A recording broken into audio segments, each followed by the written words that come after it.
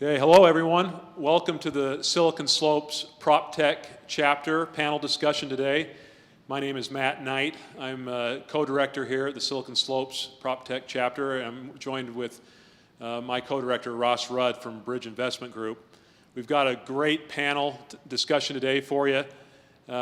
Excited to have one of my friends and the CEO of Chunker, Mr. Brad Wright, here with us today on stage, talking things about Chunker and what they're doing in the real estate technology space and what's happening here in Utah with PropTech. So Brad, excited to have you here today. Yeah, thanks a lot. I'm really excited to be here too. It's awesome. Thanks for coming in. I just want to kind of kick it off for our audience, for those that may not have heard of Chunker. It's an interesting name. It's a great brand. You're doing some wonderful things in the industrial space specifically. Why don't you just kick it off for everyone and tell us a little bit about Chunker and your involvement there and kind of a high-level rundown of them. Yeah, sure. We started Chunker 4 years ago, and the name, I came up with the name because Chunker is an Airbnb for warehouses. It's pretty simple. It's a class of assets that's massive, very expensive, very capital intensive, that have never really had the sharing economy brought to them. It's a really old school world. And so we came up with this concept of an Airbnb for warehouses so that anytime anybody had extra space, they could list it on Chunker and we could find somebody who would basically just use it, just like you'd use a spare bedroom in your house. And so I came up with the name Chunker because I wanted something that people could remember, that was unique and that also kind of supported our mission. And so, our tagline is warehouse sharing one chunk at a time. And that's where Chunker came from. Very cool. And so you're solving a problem. What specific problem are you solving for folks? I mean, it's warehouse space and sharing in some ways, right? Airbnb, like you said. Yeah, so I mean, kind of just like buying a house where you get this 30-year mortgage. Somebody will go take down a warehouse and they'll lease it for 5, 10, even 20 years is pretty common in the industry. Well, what that means is that they have to have a crystal ball about what their warehouse usage is going to look like 10 years out. Well, as it turns out, their warehouse or their crystal ball is no better than yours or mine, and they're almost always wrong. and for all the right reasons, it's impossible, right? It's an impossible problem. Pandemics come, weather comes, buildings don't get done. You blow it out and you're stocking up, so you end up with extra inventory or whatever. And so the problem is that your warehouse usage fluctuates all the time. And historically, the only thing you could do is just sit on it and suck it up and make the payments. Chunker says, you know what? If you've got extra space, whether it's for 3 months, 6 months, a year, put it on Chunker. We'll generate some cash for you, which is pure profit, absolute pure bottom line profit because they had to pay for the space anyway. So. Oh, that's amazing. Appreciate it. So in terms of industrial real estate, there's a few different classes under industrial real estate. Do you focus on one specific or various types of industrial real estate? We focus on any part of it that has to do with the warehouse, the usage of a warehouse. So, one of our big use cases is overflow storage. And a lot of those, and another use case is even 3PLs that need extra space or have it. We do cold storage. Really, one of the reasons we got into this space with warehousing is, generally speaking, a warehouse is a very generic building, and you can do almost anything in it, which makes it easy to share. Unlike an office building, which is kind of hard because a lot of them are purpose-built for certain types of use, and to use it for something else is hard. So how have you guys done during the pandemic? Have you seen an increase in inventory, occupancy, those sort of things, or a decrease? Or it'd be interesting to hear about that. Yeah, it's a great question. What really happened is, as you know, the entire supply chain got disrupted. And what that meant is that all of a sudden people had extra space who weren't planning on having extra space. And other people were overflowing because their goods weren't going out like they thought they should, and new things were coming in all the time. And so it just disrupted everything. And so the net effect for Chunker, from a customer perspective, is it really accelerated our growth, Because, one of the hardest things you can do, and this, every technology company faces this, but it's just general in fact, is to change people's behavior. And even though, commercial real estate is this old-fashioned boys club, do everything the same way for decades scenario, and Chunker comes along and disrupts it, and people loved the idea. I mean, everybody loves the idea, but loving and doing are two different things. But in the pandemic, they had no choice. They had to think different thoughts, and they had to do different things because they had problems they'd never had before. One of the interesting things about industrial, you alluded to this earlier, is it's so much space. And you just mentioned to us earlier, how many square feet have you acquired this year, recently? I mean, we've acquired 2.5 million just this year so far in basically 8 weeks. Amazing. And I guess from a standpoint of someone that owns and operates that, what's one of their concerns, maybe if there's any, that they may have using Chunker? Is it a security issue? Is it transactional? I mean, is there something you've been able to help people, pain point that you've been able to solve for folks that have this industrial space? Yeah, so I mean, kind of just like Airbnb, we wanted to make it as easy as we could. And so, we make it easy for anybody to put their space up on Chunker. We make it super easy for people to find and search and do all kinds of things. But then we do the entire transaction. So we have all the documents, we have electronic signatures, we have the payment, and it's all electronic. And so it's super easy, but it's also much different than their world. We have I'm not going to mention names, but we have one of the big warehousing companies in Utah that we just did a deal with. We brought in a tenant from out of state for like a 6-month deal. They don't do electronic transfers. We had to actually go down to the bank and get a check and send it to them and circumvent our electronic system. So they're not used to people handling their money. They're not used to cool, automatic technology. So it's kind of a big hurdle, actually. Yeah, I can imagine. And what are you seeing as kind of the average, leases or rentals through your platform? So our average right now is probably 6 months. And, we have, on top of the 2.5 million square feet, we ended 2020 with warehouses in 30 states. We've added 11 states, so we have warehouses in 41 states right now. But it just makes it super hard for people to do new things. Basically, just do new things. Yeah, I want to ask you too, Brad, to kind of switch gears here a little bit. Chunker's gotten some great recognition in the last several months and year. You recently won an award with CRE Tech, and tell us a little bit about that, how you were nominated or how they came to know Chunker and what that award entailed and what qualified you for that. Yeah, appreciate you asking that. That was a game changer for us to win that, because one of the hardest things you can do as a technology company is just be noticed. And so I'm not sure how they noticed us. I wish I knew that, but they have this national contest across all aspects of PropTech, and it's a joint award from CRETech, which is a huge kind of PropTech association, and JLL, which I think is the second largest brokerage in the world. And they had a panel of the who's who of judges, VCs, people in the market, big brokers, the whole 9 yards. And they chose Chunker out of a pretty big field as one of their winners. And we won, obviously, in the industrial category.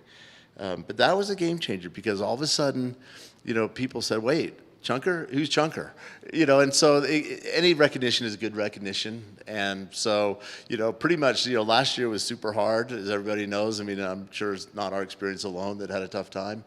But once we got that award, which is like September, everything changed. Along the lines of recognition, has it been difficult being a prop tech focused company in the state of Utah? I don't know about PropTech, but definitely industrial PropTech. Because there's so many. I'd actually back that up. I think it's hard being a PropTech because, as far as I know, there's only one PropTech VC in Utah, and they're laser focused on multifamily and don't do anything else. And so you talk to any other VC, and they're focused on everything but PropTech. In fact, in Utah, it's really highly consumer-oriented, SaaS-oriented. And so any kind of business to business, and then something a little more on the fringe in their mind, PropTech, has made it really hard. Yeah, it's interesting is Ross and I have put the panel together, the interest in PropTech in Utah. And we've got a lot of great comments and feedback from this panel discussion and meeting with others about how, of course, it's a lagging industry, as we know, nationwide. But there are VCs and other investment groups that are looking and noticing the momentum here with the SaaS community. And we hope that propels further recognition for the PropTech-oriented companies here in Utah. I think it will. I mean, PropTech's a fast-growing, very much needed technology, and there's lots of other VCs around the country who are just highly focused on PropTech, and they've been blowing it out. And so I'm sure that everybody else will take notice. And obviously as more and more companies raise money wherever it comes from, and people start utilizing their technology here, and the word of mouth starts to travel, then it'll just snowball. Yeah, that's fascinating. Go ahead, Ross. Yeah. I was just going to ask, what does this year look like for you guys in terms of growth, focus, maybe some of the hurdles, challenges you may pass and come to? Yeah, I'll start with the challenges, because any tech company, growing company, your main challenge is money. And that's the hardest thing to get, and that will be our main challenge. That's getting easier, but from an overall company perspective, which ironically is what drives your ability to get money, everything looks really great. In fact, we've already done probably double the revenue so far this year than we did all of last year, and we have a pipeline right now that with some big deals that we're in the middle of signing. We found all these warehouses for some big national customers that'll probably, our revenue could easily be 15 times what it was last year. And we'll get a lot more space. As I mentioned, in the first 2 years, we launched in January of 2019. So in 2 years, to the end of 2020, we added 17 million square feet to our site. We've added 2.5 million already this year, and we have 40 million teed up. So we'll almost triple the amount of space this year that we had all of in the last 2 years. Amazing. You must have a good marketing director in house, or how are you promoting Chunker? Is it all word of mouth? Are you doing some strategic communications or outreach to warehouse owners, or what's been the best channel for you with growth? Part of that is kind of the long tail of advertising and things that we did in 2019 when we started. But in 2020, we had this big marketing game plan to go to all these trade shows that were demand oriented. 2019 we focused on space, and 2020 we were going to focus on demand. For us, space is king. With the marketplace, there's always this big chicken and egg. Not for us. It was really obvious. There was only one thing that mattered, and that was space. If you have space, you do deals. And so we focused on space. We got a bunch. We started focusing on demand. But all of a sudden, March hit a year ago, and every single show we were going to go to, every single one got canceled. And so we had to kind of rethink our game plan, and we'd done some digital advertising but not much, and so we really doubled down on that, and that's what's driven everything. And honestly, we've gotten far more results on our digital advertising than we got from our in-person events, and they're probably 20 times cheaper.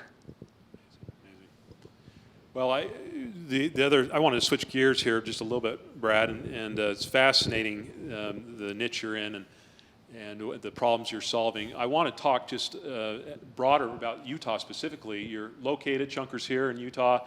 You're very well connected in this community. Talk to those entrepreneurs who might be out there listening to this panel discussion who have interest in PropTech, whether it's industrial, whether it's office, et cetera. And you're an entrepreneur. You started this baby by yourself, and you have your ownership in it. What would you tell the audience that's interested in PropTech, that wants to grow a business here in Utah? What were some things that maybe helped you launch your company in this space? I would say from a prop tech perspective, I mean, it's a great industry and a great niche to be in because it's up and coming.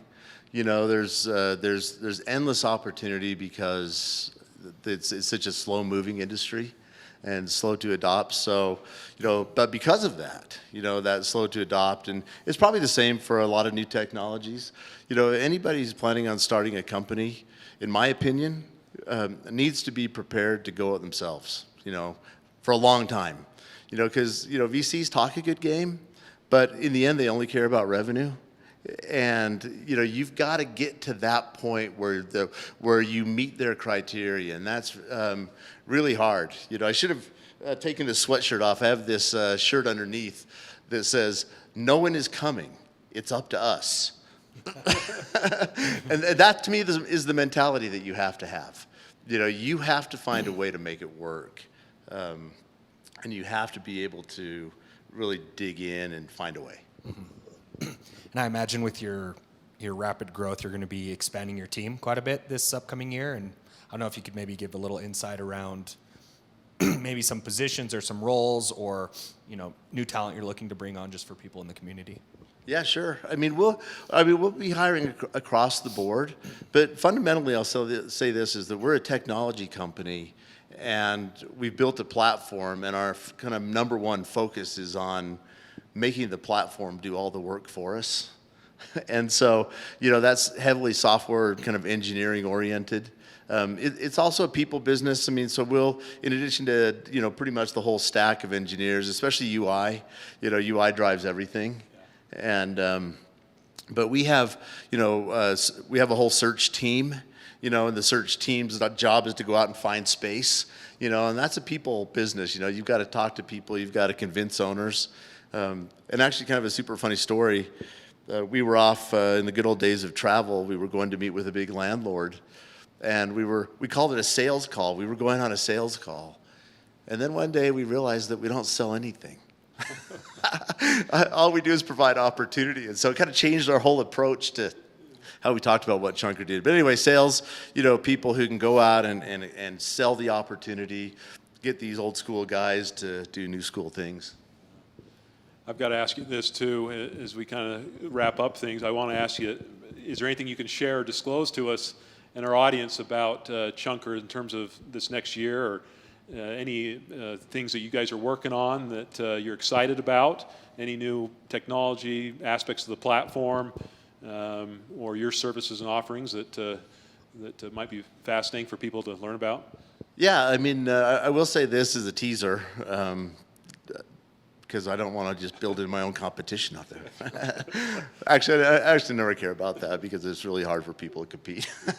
But we've actually built in, from an architecture perspective, this whole AI layer. Because we want to make the platform do more and more of the work. So we want to be able to anticipate people's needs when they hit our site, automatically match them with the right property, even before they put their criteria in, or very many, you know, so we can just make that platform work harder and harder and smarter by itself. But I think the AI aspects are going to be a huge win for us. Great. I don't know if we want to wrap up or ask any more questions. Yeah, is there anything else we should know about Chunker, Brad? We're excited that you came in and shared, and we're excited that you're a PropTech company here in Utah. Yeah, well, I mean, we love being in Utah, and Utah's a booming state, as everybody knows, and a lot of opportunity here. You know, Chunker is going to be a huge company, you know, and it's going to be a worldwide company, and it's just exciting to kind of be part of that whole environment here that enables that. Yeah, absolutely. Well, we want to thank Brad and Ross for joining on the PropTech panel today, and encourage everyone to check out chunker.com is their site, and look at the parameters they've got on there. It's very interesting. You can pinpoint exactly where you can store things and the relationships they have across the country for a warehouse store. So, Yeah, thanks guys. Thanks Matt. Thanks Brad. Yeah, thanks for inviting me. It's super fun. Yeah, appreciate it. We'll catch you next time. Thanks for watching this on the Silicon Slopes PropTech channel, and we'll catch you with another panel in the coming weeks. Thanks for tuning in. Thanks everyone. Bye-bye.